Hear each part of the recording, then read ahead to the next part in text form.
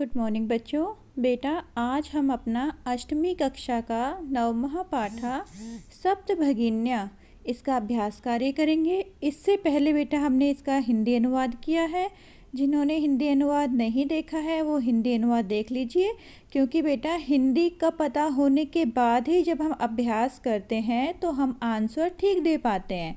ठीक है, तो इसलिए पहले आपको चैप्टर का हिंदी अनुवाद आना चाहिए, हिंदी समझ में आनी चाहिए, उसके बाद अभ्यास कार्य। ओके बेटा, अब हम स्टार्ट करते हैं अपना अभ्यास कार्य। ये बेटा हमारी अष्टमी कक्षा का 9वां पाठ है सप्तभगिन्या। इसमें जो पहला क्वेश्चन है बेटा वो उच्चारण कुरुतः था, तो वो हमने नहीं लिया है। सेकंड क्वेश्चन से हम अपनी नोटबुक में लिखना स्टार्ट करते हैं। तो सेकंड क्वेश्चन है एक पदेन लिखत, एक पद में हमें लिखना है अस्माकं देशे कति राज्यानि सन्ति, हमारे देश में कितने राज्य हैं। तो आंसर क्या लिखेंगे हम, उत्तर क्या लिखेंगे, अष्टाविंशतिः। क्या लिखेंगे, अष्टाविंशतिः। प्राचीन इतिहासे का स्वाधीनः आसन, प्राचीन इतिहास में कौन कभी भी अधीन नहीं हुआ, किसी के भी अधीन नहीं हुआ, अर्थात वो हमेशा से ही स्वतंत्र रहे।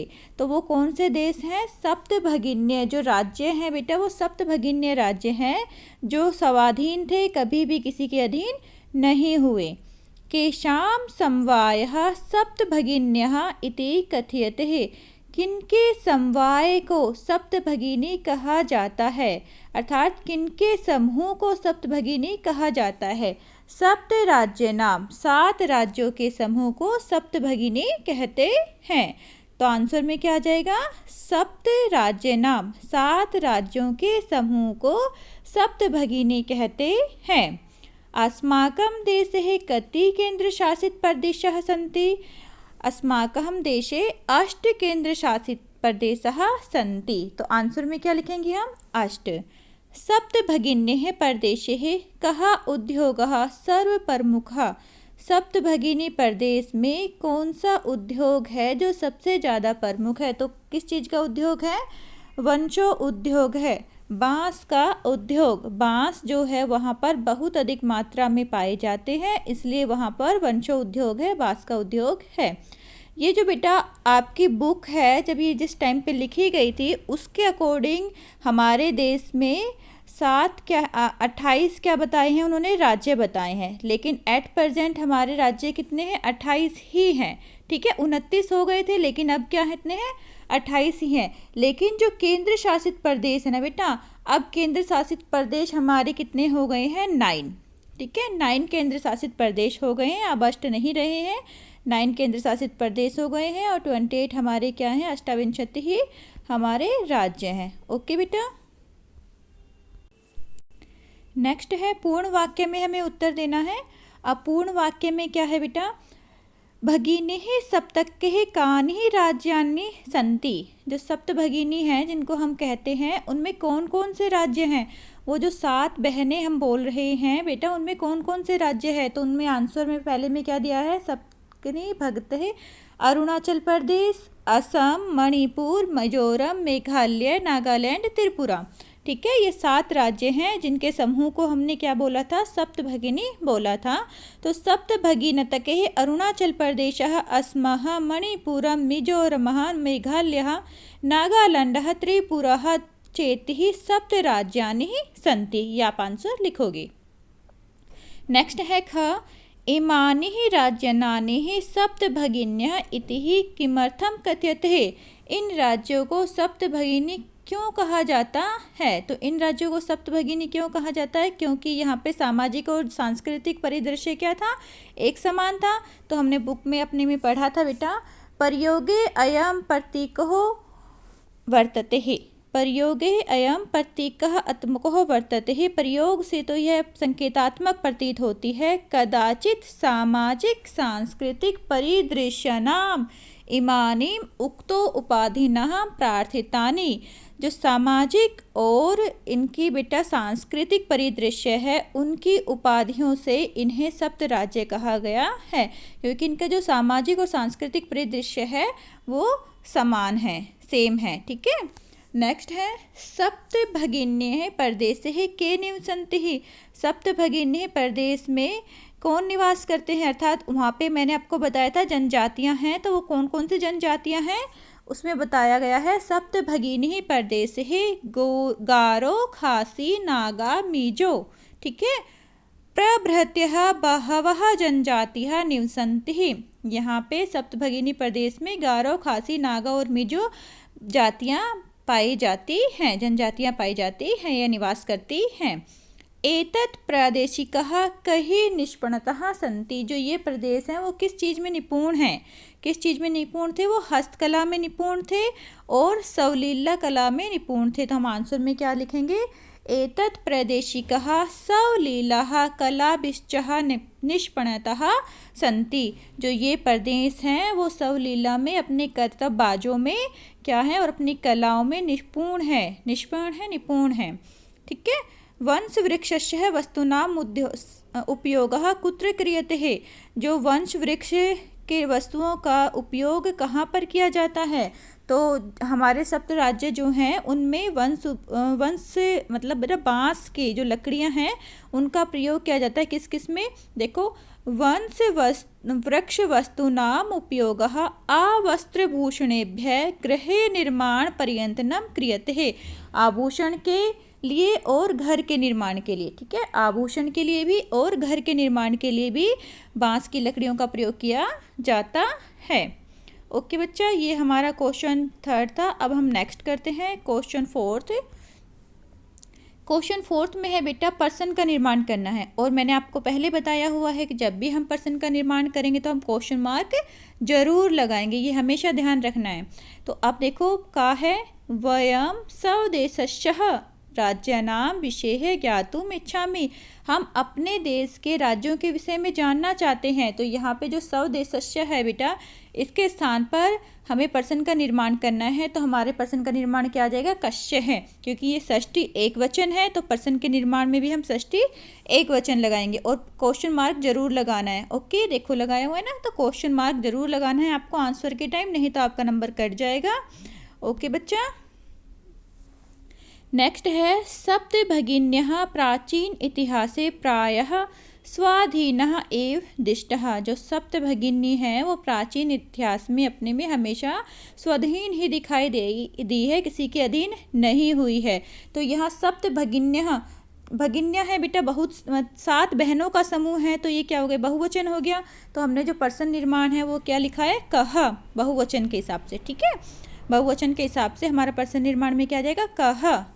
ओके बच्चा, नेक्स्ट है परदेशे अस्मिन् हस्तशिल्पानां बाहुल्यं वर्तते। इन प्रदेशों में हस्तशिल्प, हाथों से बनाए हुए कार्य बहुत अधिक मात्रा में मिलते हैं। तो यहाँ पे जो हस्तशिल्पा नाम है ना बेटा, अब ये देखो ये क्या है, बहुवचन है, षष्ठी का बहुवचन है। ठीक है, षष्ठी विभक्ति का बहुवचन है। तो हम अपने पर्सन निर्माण में भी क्या लगाएंगे, षष्ठी बहुवचन लगाएंगे। तो इसलिए हमने यहाँ पे क्या लगाया है, केशाम। परदेशे अस्मिन् केशां बाहुल्यं वर्तते। नेक्स्ट है बच्चा, एतानि राज्यानानि तु प्रमाणतः स्वर्ग सदृशानि। तो यहाँ पे स्वर्ग सदृशानि के मिलते जुलते हमारे पास क्या बनेगा पर्सन निर्माण, कीदृशानि। ठीक है, कीदृशानि, स्वर्ग दृशानानि के स्थान पर क्या लेंगे हम, कीदृशानि। कैसे, एतानि राज्यानि तु, यह राज्य तो भ्रमण के लिए, घूमने के लिए स्वर्ग जैसे हैं, स्वर्ग के समान हैं। ओके बच्चा, क्वेश्चन नंबर 4 तक हमने कंप्लीट कर लिया है। नेक्स्ट है बेटा क्वेश्चन नंबर 5। इसमें आपको क्या करना है, इसमें क्रिया और बेटा आपको कर्ता बताना है।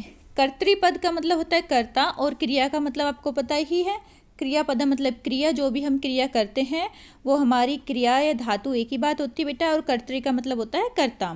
पहला है महोदय मैं भगिनी कथयति। हे महोदय, मेरी बहन ने कहा। अब यहाँ पे अत्र में इति सर्वनाम पदम कस्महि प्रयुक्त, ये बताना है कि जो में सर्वनाम पद है वो किसके लिए प्रयुक्त हुआ है। तो में सर्वनाम पद किसके लिए प्रयुक्त हुआ है बेटा, सौरा के लिए यूज़ हुआ था। ठीक है, जो सौरा थी उसने कहा था ना कि महोदय मेरी बहन ने बताया है कि हमारे देश में 28 राज्य हैं। जब हमने बुक में पढ़ा था, हम हिंदी अनुवाद कर रहे थे, तब मैंने आपको बताया था ना बेटा, तो सौरा ने बीच में ही बोला था। तो यहाँ पे क्या आ जाएगा, सौरायई, यहाँ पे चतुर्थी विभक्ति आ जाएगी बेटा, क्योंकि यहाँ पे कस्य ही पदम पूछा हुआ है और मैं चतुर्थी विभक्ति में है, तो यहाँ पे क्या आ जाएगा, शौरारही। नेक्स्ट है ख, सामाजिक सांस्कृतिक परिदृश्यानां साम्याद् इमानिः उक्तोपपदानिः प्रार्थितानि अस्मिन् वाक्ये प्रार्थितानि इति क्रियापदस्य कर्तृपदं किम्।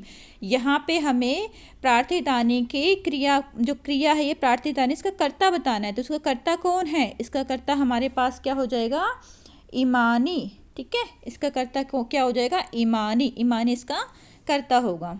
ओके बच्चा, नेक्स्ट है एतासां राज्यानां पुनः संघटनं विहितम् अत्र संघटनम् इति कर्तृपदं क्रियापदं किम्। अब ये पूछ रहा है जो संगठनक है उस कर्ता का क्रिया क्या है, तो इसमें उसकी क्रिया क्या होगी, संगठनम विहितम। विहितम हो गई ना बेटा इसकी क्रिया, संगठनम के साथ कौन सी क्रिया लगी है, विहितम। तो हमारे पास इसकी क्रिया क्या हो जाएगी, संगठनम के स्थान पर क्या आ जाएगा बेटा, विहितम। हमारे पास संगठनम करता है और विहितम क्रिया होगी। घ है बेटा, अत्र वंशः वृक्षाणां प्राचुर्यं विधीयते। अत्र वंश वृक्षाणां प्राचुर्यं विधीयते, यहाँ पर वंश वृक्ष प्रचुर मात्रा में मिलते हैं। अब इसमें बताना है आपको, अल्पतः अस्मात् वाक्यम अल्पतः इति पदस्य विपरीत अर्थक पदम चुनो। तो आपको क्या बताना है, जो अल्पता का मतलब कम होता है, तो इसका विपरीत अर्थक क्या होगा, इस वाक्य में चुनना है आपको। तो इस वाक्य में बताओ क्या होगा आंसर, प्राचुर्यम, अधिक मात्रा में। अल्प का मतलब कम होता है और प्रचुर मात्रा का मतलब होता है बहुत अधिक मात्रा में। तो इसका आंसर क्या हो जाएगा बेटा, प्राचुर्यम। ओके, आ रहा है समझ में। अगर बेटा कोई भी डाउट हो तो कमेंट्स बॉक्स में मुझसे पूछ लेना। ओके बेटा, या फिर मुझे व्हाट्सअप कर देना, मैं आपके डाउट क्लियर कर दूंगी। क्षेत्र परिमाणैः इमानिः लघूनिः वर्तन्ते वाक्यात् सन्ति इति क्रियापदस्य समानार्थकं पदं चित्वा लिखत। अब ये कह रहे हैं कि क्षेत्र परिमाण से तो ये लघु दिखाई देते हैं, बहुत ही थोड़े छोटी सी जगह में है ये। ठीक है, इनका जो क्षेत्र परिमाण है वो थोड़ा सा ही है, लेकिन ये पूछ रहा है कि वाक्यात् सन्ति इति ही क्रियापदस्य है। यहाँ पे जो सन्ति क्रियापद है इसका समानार्थक क्रियापद क्या होगा इस वाक्य में। इस वाक्य में सन्ति का जो क्रियापद होती है, सन्ति क्रिया है हमारी, इसके समान वाक्य में कौन सी क्रिया है, तो इसके समान वाक्य में कौन सी क्रिया है, वर्तन्ते। ओके बेटा, आई होप आपको अच्छी तरह से समझ में आ रहा है।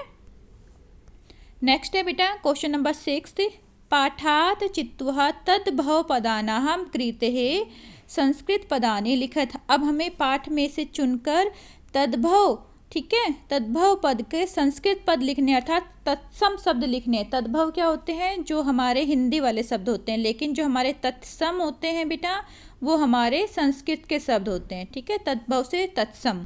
तो अब हमें संस्कृत में लिखने, अर्थात तत्सम शब्द हमें लिखने हैं। देखो यहाँ पे बहन, बहन को संस्कृत में क्या बोलेंगे, भगिनी ही। संगठन, संगठन को संगठनम। बांस, बांस को वंशम। आज, अद्य। खेत, क्षेत्रम। तो ये संस्कृत में बोले जाते हैं। हमने ये बताना है मेन तो कि हिंदी वाले शब्दों को हम संस्कृत में कैसे बोलेंगे। नेक्स्ट है आपको भिन्न प्रकृति पदम चुनित। आपको जो बेटा भिन्न प्रकृति है, अर्थात जिसकी जो प्रकृति इनसे मिल नहीं रही है वो चुनना है। जैसे फर्स्ट में देखो, फर्स्ट है हमारा गच्छति, पठति, धावति, आहसत, क्रीडति। अब हमारा जो ये आहसत है बेटा वो नहीं मिल रहा है। क्यों नहीं मिल रहा है, क्योंकि और सारे तो हमारी लट लकार हैं, पठति, गच्छति, धावति, ये सारे लट लकार में है, लेकिन आहसत क्या है, लंग लकार है। ठीक है, ऐसे ही नेक्स्ट है छात्रः, सेवकः, शिक्षकः, लेखिका, क्रीडकः। अब यहाँ पे लेखिका जो है वो स्त्रीलिंग है और छात्रः, सेवकः, शिक्षकः, क्रीडकः वो क्या है बेटा, पुल्लिंग में है। ठीक है, तो आंसर क्या हो जाएगा, लेखिका। पत्रम, मित्रम, पुष्पम। पत्रम, मित्रम, पुष्पम, आम्रः, फलम। अब यहाँ पे जो है वो क्या है बेटा, आम्रः। यहाँ पे बेटा गलत लिखा है, आंसर क्या आएगा इसका, आम्रः। ठीक है, मिसप्रिंट हो गया बेटा मुझसे। यहाँ पे क्या लिखेंगे हम, आम्रः। तो इसमें जो भिन्न है वो क्या है, आम्रः है। नेक्स्ट है व्याघ्रः, भल्लूकः, गजः, कपोतः, शाखा, वृषभः, सिंहः। अब इसमें क्या है, कपोतः। अब इसमें जो भिन्न पद है वो क्या होगा, कपोतः। ठीक है, इसमें भिन्न पद क्या होगा, कपोतः। तो हमारा आंसर क्या आ जाएगा, कपोतः। वैसे बेटा शाखा भी भिन्न है, लेकिन ये दोनों ही हमारी तरफ से तो भिन्न शब्द हैं, क्योंकि शाखा में भी नहीं आएगा, ये सारे पुल्लिंग में हैं। देखो, व्याघ्रः भल्लुकः गजः वृषभः सिंह, ये सारे क्या है, पशुओं के नाम हैं। लेकिन कपोतः क्या है, कबूतर, ये पक्षी का नाम है। शाखा और बेटा कपोतः, इसमें दोनों ही आएंगे। ठीक है, नेक्स्ट है पृथ्वी वसुंधरा धरिणी, पृथ्वी वसुंधरा धरिणी यानम वसुधा। तो इसमें जो आंसर आएगा बेटा भिन्न पद वाला, वो यानम आएगा, क्योंकि ये सारे पृथ्वी के ही पर्यायवाची शब्द है। पृथ्वी भी हम बोलते हैं, धरा भी हम बोलते हैं, धरित्री भी हम बोलते हैं, वसुधा भी बोलते हैं। तो ये सब हमारे पृथ्वी के पर्यायवाची शब्द हैं, और यानम का मतलब होता है गाड़ियाँ। तो ये हमारा भिन्न पद हो गया। ओके बेटा, याद रखना इसका ये है बेटा। ठीक है, आहसत, आहसत, लेखिका, आम्रः, कपोतः, और यहाँ पे यानम। ठीक है, यहाँ पे बेटा मिस प्रिंट है, यहाँ पे नहीं आएगा, यहाँ पे क्या आएगा, आम्रः।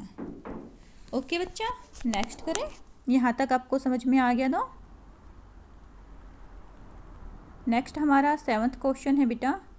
7th क्वेश्चन, इसमें क्या कहा है, विशेष्य और विशेषण का मेल करना है, कि विशेषण और विशेष्य हमें बताने हैं।